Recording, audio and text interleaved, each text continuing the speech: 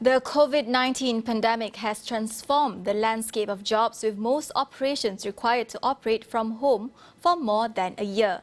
Therefore, it does not come as a surprise that 9 out of 10 Malaysians in the workforce demand a flexible or hybrid working arrangement post-pandemic.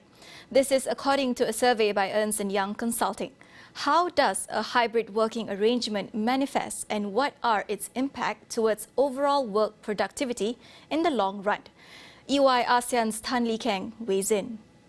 Actually, for employers that have already been using technology fairly extensively so far, they actually did not really see a drop in their productivity. In fact, business run as usual.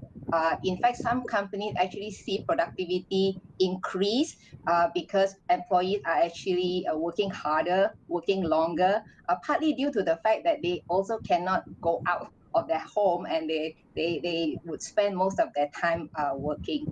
But I would say that, having spoken to some clients, some leaders are actually quite uncomfortable running on a hybrid work arrangement because many still prefer to see their employees in front of themselves, work together with them. And when they are out of sight, sometimes they get very worried as to whether they are productive, are they doing their work, or are they doing something else? So that is really a concern that is quite valid. But however, I do think that employees also do not want to betray the trust, because many still want to continue with their career, work with the employer. So actually, many are actually trying their best to work as best as they could.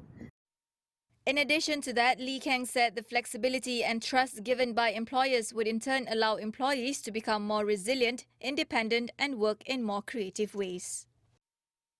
Whilst there is a trend towards hybrid work, I think we also should not be completely swayed to the other end of the spectrum. I think it is quite important that the company needs to strike a right balance. The balance is actually the key.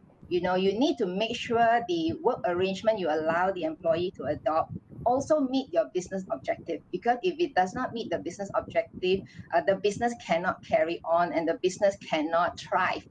So the balance needs to be there. I think for organization, when they make that decision, they need to first think about how to make the organization thrive, and then blend the employees into the equation in order to get the best outcome for both parties.